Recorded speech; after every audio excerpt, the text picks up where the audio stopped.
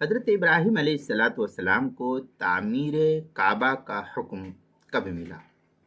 چنانچہ جب حضرت ابراہیم علیہ السلام کی عمر مبارک 100 سال کو پہنچ چکی اور حضرت اسماعیل علیہ السلام 30 سال کے ہو گئے تو اللہ تعالیٰ نے سیدنا حضرت ابراہیم علیہ السلام کو بیت اللہ شریف کی تعمیر کا حکم دیا۔ چنانچہ حضرت ابراہیم علیہ السلام ملک شام سے مکہ معظمہ تشریف لائے اللہ کے حکم سے۔ حضرت اسماعیل علیہ السلام اس وقت زمزم کے قریب اپنے تیروں کو درست کرنے میں مشغول تھے۔ دونوں ایک دوسرے کو دیکھ کر محبت میں لپٹ گئے کیونکہ بہت دنوں میں ملاقات ہوئی تھی۔ پھر حضرت ابراہیم علیہ السلام نے فرمایا کہ اللہ تعالیٰ نے ایک کام کرنے کا مجھے حکم دیا۔ حضرت اسماعیل علیہ السلام نے فرمایا آپ کے پروردگار نے جو حکم دیا ہے اسے کر گزریے۔ حضرت ابراہیم علیہ السلام نے فرمایا کہ کیا تم اس میں میری مدد کرو گے؟ تو اس پر حضرت اسماعیل علیہ السلام نے فرمایا کہ یقیناً میں مدد کروں گا، اس میں کوئی شک کی بات نہیں ہے۔ تو حضرت ابراہیم علیہ السلام نے فرمایا کہ اللہ تعالیٰ نے مجھے یہاں بیت اللہ شریف یعنی کعبہ مشرفہ کی تعمیر کا حکم دیا ہے، بس یہ دونوں خوش بخت باپ بیٹے اس حکم کی تعمیل میں مصروف ہو گئے، یعنی سیدنا ابراہیم اور سیدنا اسماعیل علی نبینا علیہم الصلاۃ والتسلیم۔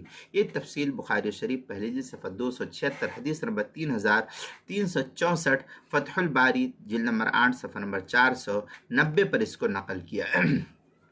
آگے کہتے ہیں کہ حضرت جبرائیل علیہ السلام نے اللہ کے حکم سے کعبہ مشرفہ کی بنیادوں تک رہنمائی فرمائی اللہ کے حکم سے۔ پھر حضرت ابراہیم علیہ السلام تعمیر میں مشغول ہو گئے، جس طریقے سے انسان مکان کی تعمیر میں مشغول ہو جاتا ہے۔ چنانچہ حضرت اسماعیل علیہ السلام ان کو پتھر لا کر پیش کرتے تھے، جیسے کام کرنے والے جو ہے ورکر ہوتے ہیں وہ لا کر کے دیتے ہیں۔ جب تعمیر کچھ بلند ہوئی تو اوپر تعمیر کرنے کے لیے مقام ابراہیم پیش کیا گیا، جو جنت کے پتھروں میں سے ایک پتھر ہے۔ اس کی شان یہ تھی کہ دیوار میں جتنا اوپر جانے کی ضرورت ہوتی یہ پتھر خود بخود بلند ہو جاتا تھا، اور وہاں پر جو پیڑ وغیرہ باندھنے کی ضرورت ہوتی ہے اونچی دیوار کے لیے، جس کو بہار کی زبان میں کہتے ہیں مچان باندھنا، بامبو باندھنا، تو یہ پیڑ وغیرہ اور بامبو باندھنے کی مچان باندھنے کی ضرورت تعمیر کے لیے نہیں پڑتی تھی۔ گویا یہ آٹومیٹک طریقے سے لفٹ کی ایک مشین تھی، کہہ لیجئے، یہ خود بخود اوپر بھی جاتی نیچے بھی جاتی، اوپر جیسی ضرورت، جیسے اوپر کے ہائٹ کی ضرورت ہوتی ہے اوپر چلا جاتا ہے یہ پتھر، اور نیچے ضرورت ہوتی ہے تو نیچے آ جاتا ہے۔ یہ قدرت کا ایک عجیب نظام چلا تھا اس پتھر پر۔ چنانچہ حضرت ابراہیم علیہ السلام کے اقدام مبارک، آپ کا قدم مبارک اور انگلیوں کی نشان بطور معجزہ اس پتھر پر نقش ہو گیا، جو آج بھی دیکھا جا سکتا ہے۔ اللہ تبارک و تعالیٰ کا ارشاد ہے ان اول بیت وضع للناس للذی ببکۃ مبارکا وہدی للعالمین فیہ آیات بینات مقام ابراہیم ومن دخلہ کان آمنا، سورہ